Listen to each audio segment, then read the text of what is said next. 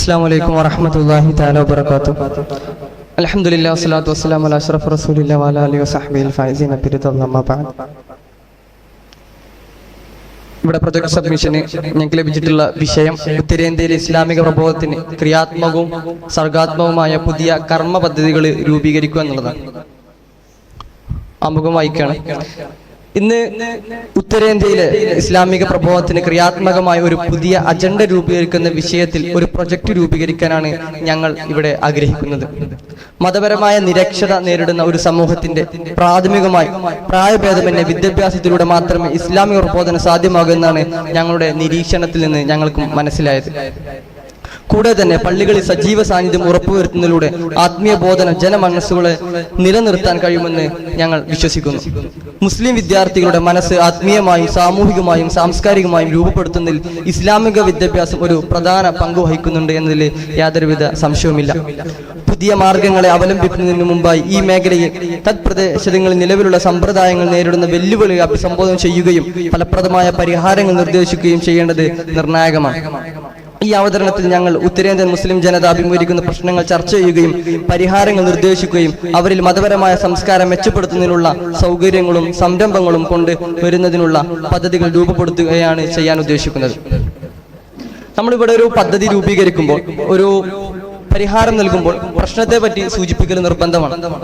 അപ്പൊ നിലവിൽ ഞങ്ങളിവിടെ പ്രശ്നത്തെ, ഉത്തരേന്ത്യ നേരിടുന്ന മതപരമായി നേരിടുന്ന പ്രശ്നങ്ങളെ ഇവിടെ ഞങ്ങൾ നിങ്ങൾക്ക് മുമ്പിൽ തുറന്നു കാണിക്കാം. ഈ പ്രശ്നങ്ങൾ ഞങ്ങൾ കളക്ട് ചെയ്തിട്ടുള്ളത് അവിടെ പോയൊരു എക്സ്പീരിയൻസ് ഉള്ള ആളുകൾ ഞങ്ങൾ കൂട്ടത്തിലുണ്ട്. അതുപോലെ തന്നെ അതിലുപരി 10 വർഷത്തിലേറെ അവിടെ ജോലി ചെയ്യുന്ന അല്ലെങ്കിൽ അവിടെ ഫീൽഡ് വർക്ക് ചെയ്യുന്ന ഡോക്ടർ സുബൈർ ഹുദവി പോലത്തെ ആളുകളുമായിട്ട് നിരന്തരമായുള്ള കോണ്ടാക്റ്റിലൂടെ ഞങ്ങൾ അവിടുത്തെ പ്രശ്നങ്ങൾ മനസ്സിലാക്കിയിട്ടുണ്ട്. അതുപോലെ തന്നെ ഉത്തരേന്ത്യയിൽ ഏറ്റവും കൂടുതൽ മതപരമായിട്ടുള്ള വിദ്യാഭ്യാസ പദ്ധതി നടപ്പിലാക്കുന്ന ഹാദിയയുടെ ഡയറക്ടർ ബോർഡ് അംഗമായ ഡോക്ടർ മോയിൻ മലയുമായിട്ട് ഞങ്ങൾ നിരന്തരം ബന്ധപ്പെട്ടിട്ടുണ്ട്. അവരെല്ലാം നിർദ്ദേശിച്ച പ്രശ്നങ്ങളിലൂടെയാണ് ഞങ്ങൾ കടന്നു പോകുന്നത്. ആ പ്രശ്നങ്ങൾക്ക് ഇൻഷാ അല്ലാഹ് ഈ ഒരു പ്രൊജക്ടിന്റെ അവസാനത്തിൽ ഞങ്ങൾ പരിഹാരം നിർദ്ദേശിക്കുകയും ചെയ്യുന്നുണ്ട്. ആദ്യമായിട്ട് ഉത്തരേന്ത്യയിൽ കണ്ടുകൊണ്ടിരിക്കുന്ന ഏറ്റവും പ്രധാനപ്പെട്ട പ്രശ്നം എന്നുള്ളത് പ്രാദേശിക ജനങ്ങൾക്ക് മതവിദ്യാഭ്യാസത്തിന്റെ ആവശ്യതയെക്കുറിച്ചുള്ള ബോധമില്ലായ്മയാണ്.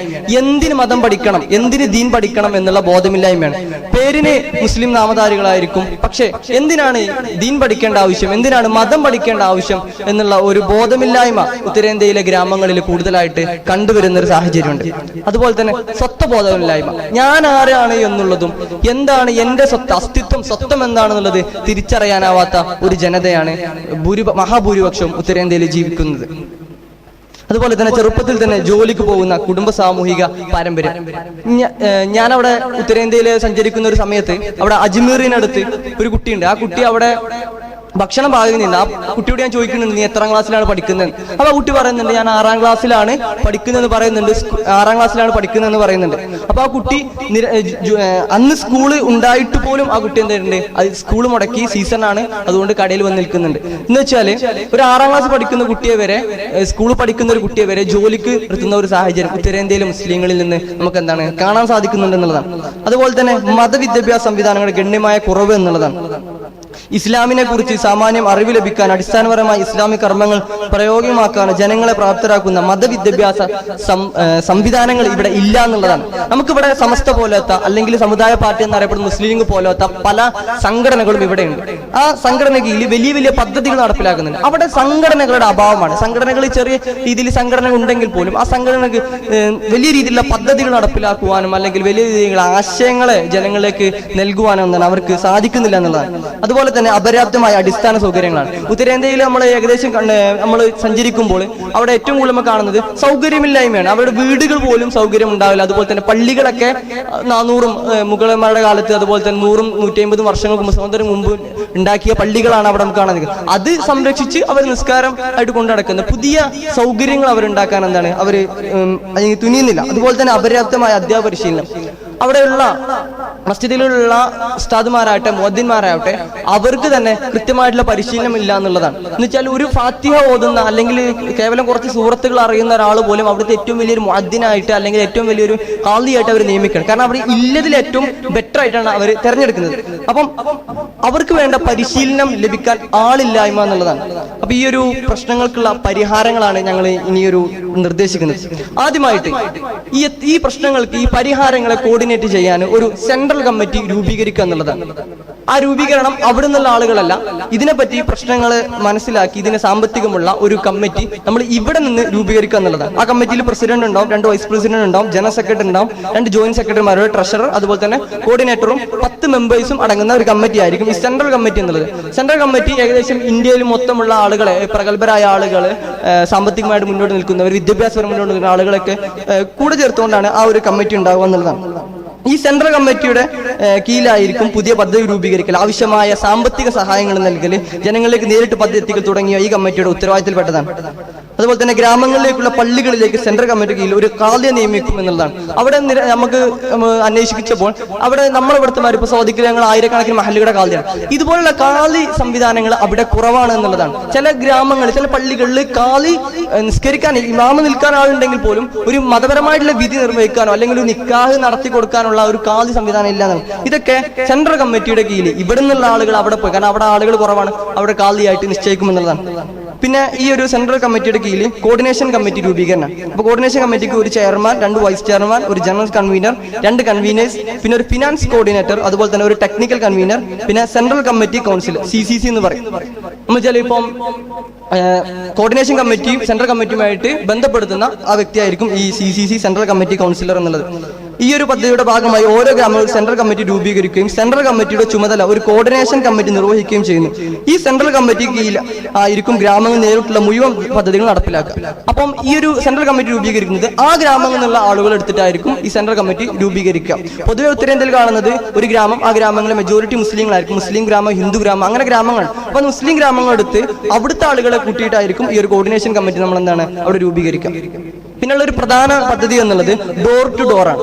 നേരിട്ട് കാര്യങ്ങൾ എത്തിച്ചു കൊടുക്കുക എന്നുള്ളതാണ്. ഗ്രാമങ്ങളിലൂടെ സഞ്ചരിച്ച് ഇസ്ലാമിന്റെ ആവശ്യതയും ഇസ്ലാമിനെ കുറിച്ചും ജനങ്ങളിലേക്ക് നേരിട്ട് പറഞ്ഞു കൊടുക്കുന്ന, എത്തിച്ചു കൊടുക്കുകയും ചെയ്യുന്ന പദ്ധതിയാണ് ഈ ഡോർ ടു ഡോർ എന്നുള്ളത്. 5 അതിൽ കൂടുതൽ ആളുകൾ ചേർന്നാണ് ഗ്രാമങ്ങളിലേക്ക് പോകേണ്ടത്. ഇങ്ങനെ പോകേണ്ടതെന്ന് നമ്മൾ കൃത്യമായിട്ട് പറയാനുള്ള ഒരു കാരണം എന്താണെന്ന് വെച്ചാൽ, ഇപ്പൊ നമ്മൾ കുർത്തുബൊക്കെ ഉണ്ടാക്കുന്ന ഒരു സമയത്ത് വലിയ ആളുകൾ അവിടെയുള്ള ആളുകളെ തന്നെ കൂട്ടി കുർത്തുബ ഉണ്ടാകുന്ന സമയത്ത് തന്നെ അത് NRC CAA വേണ്ടിയുള്ള ജയിൽ ഉണ്ടാക്കുകയാണെന്ന് വരെ കള്ളപ്രചാരണങ്ങൾ മുസ്ലിമുകൾക്കിടയിൽ തന്നെ മുസ്ലിമീങ്ങൾ തന്നെ നടത്തിയിരുന്നു. അപ്പൊ 1-2 ആളുകൾ ഗ്രാമങ്ങളിലേക്ക് പോയാൽ അവരുടെ സ്വഭാവം നമ്മുടെ കേരളത്തിലെ സ്വഭാവം മാറിയല്ല, പല പ്രശ്നങ്ങൾ എന്താണ് അഭിമുഖീകരിക്കേണ്ടി വരും. അതുകൊണ്ട് മിനിമം 5 ആളുകളെങ്കിലും ഈ ഒരു സംഘത്തിൽ ഉണ്ടായിരിക്കണം. അതുപോലെ തന്നെ ഈ സംഘത്തിന് കൂടെ അതത് ഗ്രാമങ്ങൾ ഒരാളെ കൂടി ഉൾപ്പെടുത്തേണ്ടതാണ്. ഈ 5 ആളുകൾ പോകുമ്പോൾ അതിൽ ഒരാൾ ആ ഗ്രാമത്തിലുള്ള ആളെ സെലക്ട് ചെയ്തായിരിക്കണം ആ ഗ്രാമങ്ങളിലേക്ക് പ്രബോധനത്തിന് വേണ്ടി ഡോർ ടു ഡോർ അവരോട് നേരിട്ട് പോയാണ്ട് അവരോട് സംസാരിക്കേണ്ടത് എന്നുള്ളതാണ്. പിന്നെ 4ാമത്തെ പദ്ധതി എന്നുള്ളത് ബേസിക് ക്ലാസ് കൊടുക്കുക എന്നുള്ളതാണ്. ആദ്യമായിട്ട് അവിടുത്തെ സ്ത്രീകൾക്കാണ്. സ്ത്രീകൾ എന്ന് പറയുമ്പോൾ മുതിർന്ന സ്ത്രീകൾക്ക് മതവിദ്യാഭ്യാസം നൽകുന്നതിന് വേണ്ടി 3 അതിൽ കൂടുതലോ സ്ത്രീകൾ അടങ്ങിയ ഒരു സംഘം ഗ്രാമങ്ങളിൽ താമസിച്ച് അവിടെയുള്ള എല്ലാ സ്ത്രീകൾക്കും അടിസ്ഥാന മത നിയമങ്ങൾ ചിട്ടകളും പഠിപ്പിച്ചു കൊടുക്കുക എന്നുള്ളതാണ്. അപ്പം ഇത് പറയാനുള്ള ഒരു കാരണം എന്ന് വെച്ചാൽ സ്ത്രീകൾ എന്നുള്ളത് അവിടെ പൊതുവെ സ്ത്രീകൾ പുറത്തിറങ്ങാത്ത സ്ത്രീകളാണ്. അപ്പം സ്ത്രീകളായിട്ടൊരു കമ്മിറ്റി അവർ നേരിട്ട് പോവുകയും അവർക്ക് എന്താണ് ഇവർ നേരിട്ട് മതവിദ്യാഭ്യാസം നൽകുന്ന ഒരു പദ്ധതിയാണ്. പിന്നുള്ളത് പുരുഷന്മാർക്കാണ്. പുരുഷന്മാർക്ക് ഇതുപോലെ തന്നെ മുതിർന്ന പുരുഷന്മാർക്ക് വിദ്യാഭ്യാസം നൽകുന്ന ഗ്രാമങ്ങളിൽ പള്ളികൾ കേന്ദ്രീകരിച്ച് പ്രഗത്ഭ ഇമാമുമാരെ വെക്കുകയും അതുപോലെ തന്നെ ഇമാമുമാർ മുഖേനയുള്ള ദിനം പ്രതിയുള്ള ക്ലാസുകൾ മുഖേനയാണ് അവർക്ക് കൊടുക്കുക. പിന്നുള്ളത് വിദ്യാർത്ഥികൾക്കാണ്. വിദ്യാർത്ഥികൾക്ക് നമുക്ക് അറിയുന്ന പോലെ സ്വാഭാവികമായിട്ടും കേരളത്തിൽ ഉണ്ടാക്കി വിജയിച്ച ഒരു സംവിധാനമാണ് കേരളത്തിൽ സമസ്ത കേരള വിദ്യാഭ്യാസ ബോർഡ്. ആ വിദ്യാഭ്യാസ ബോർഡുള്ള മദ്രസ സിലബസ് സിസ്റ്റം നിലവിലവിടെ നടന്നുകൊണ്ടിരിക്കുന്നുണ്ട്. ആ ഒരു സിസ്റ്റം ഒന്നുകൂടി നടപ്പിലാക്കുന്നുണ്ട്. ഇത് സെൻട്രൽ കമ്മിറ്റിയുടെ കീഴിൽ ഒരു ഗ്രാമങ്ങളിൽ ഒരു മദ്രസ എന്നുള്ളൊരു പദ്ധതി വെച്ച് ഇതിനുള്ള സാമ്പത്തിക സഹായം കോർഡിനേഷൻ കമ്മിറ്റി നിർമ്മിക്കേണ്ടത്. ഇതിന്റെ സാമ്പത്തിക സെൻട്രൽ കമ്മിറ്റി ഇവിടുന്ന് നൽകും. പിന്നുള്ളത് ഹയർ എഡ്യൂക്കേഷൻ ആണ്. നമ്മൾ മുതിർന്നവർക്കും കൊടുത്തു, കുട്ടികൾക്കും കൊടുത്തു. ഇതിനെ വെച്ചാൽ ഹയർ ആയിട്ട് ഈ ബേസിക് മതമല്ലാത്ത അതിനപ്പുറത്തുള്ള പഠിക്കുന്നതിന് വേണ്ടി ദാറുൽ ഇസ്ലാം യൂണിവേഴ്സിറ്റി, അതുപോലെ തന്നെ coordination Islamic colleges, Jamia Nooriya പോലത്തെ സ്ഥാപനങ്ങൾ അഫിലിയേറ്റ് ചെയ്ത് അവിടെ എന്ത് ചെയ്യുക, ഒരു ജില്ലാ അടിസ്ഥാനത്തിൽ ഒരു സ്ഥാപനങ്ങൾ നിർമ്മിക്കുക എന്നുള്ളതാണ്. ഇതിനുള്ള സാമ്പത്തിക സഹായം എന്ത് ചെയ്യണം, കോർഡിനേഷൻ സെൻട്രൽ കമ്മിറ്റി നൽകേണ്ടതാണ്.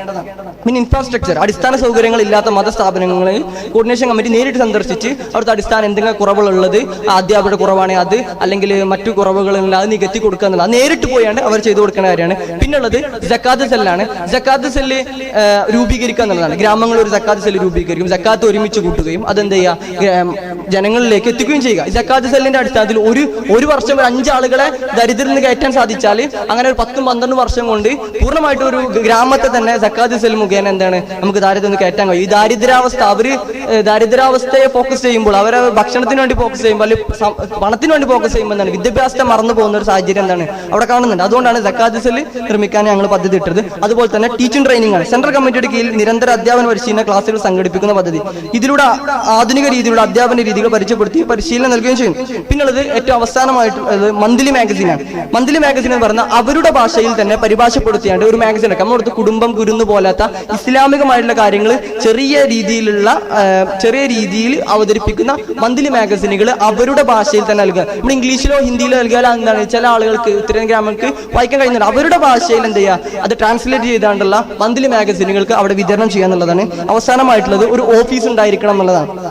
ഓരോ കോർഡിനേഷൻ കമ്മിറ്റിയുടെ കീഴിലും ഒരു കമ്മിറ്റി ഓഫീസ് ഉണ്ടായിരിക്കണം. ഈ ഓഫീസ് മുഖാന്തരമായി കോർഡിനേറ്റ് കമ്മിറ്റി പ്രവർത്തനങ്ങൾ നടത്തുന്ന പദ്ധതികളും ഏകീകരിച്ച് നടപ്പിലാക്കേണ്ടത്. ഇതിലൊരു ഓഫീസ് ബോയ് നിർബന്ധമായിട്ടുണ്ടായിരിക്കേണ്ടതാണ്. ഉപസംഹാരം: ഈ ന്യൂനത കർമ്മ പദ്ധതികൾ ഉത്തരേന്ത്യയിൽ ഇസ്ലാമിക പ്രബോധത്തിന് ഒരു പുതിയ ദിശാബോധം നൽകും. ക്രിയാത്മകവും സർഗാത്മകമായ ഇസ്ലാമിക സന്ദേശം നൽകുന്നതിലൂടെ സമകാലിക സമൂഹത്തിൽ വലിയ മാറ്റങ്ങൾ കൊണ്ടുവരാൻ സാധിക്കും. സാംസ്കാരികമായും സാമൂഹികമായും മുന്നോട്ട് വരാൻ ഉത്തരേന്ത്യയിൽ മുസ്ലിം സമൂഹത്തെ ഈ പ്രൊജക്ട് സഹായിക്കുമെന്ന് പ്രതീക്ഷിക്കുന്നു. വിദ്യാഭ്യാസപരമായി പിന്നോട്ട് നിൽക്കുന്ന ഒരു ജനതയെ മതവിദ്യാഭ്യാസം ഭൗതികപരമായ ഉന്നതിയിലേക്ക് എത്തിക്കാൻ ഇതുകൊണ്ട് കഴിഞ്ഞാൽ അത് ഇന്ത്യൻ ജനതക്കും മുസ്ലിം സമൂഹത്തിന് വലിയ നേട്ടമാകും ഞങ്ങൾ കരുതുന്നു. നാഥൻ തൗഫീഖ് നൽകുമാറാവട്ടെ. ആമീൻ യാ റബ്ബൽ ആലമീൻ. വആഖിറു ദഅവാന അൽഹംദുലില്ലാഹി റബ്ബിൽ ആലമീൻ. അസ്സലാമു അലൈക്കും വറഹ്മത്തുള്ളാഹി തആല വബറകാതുഹു.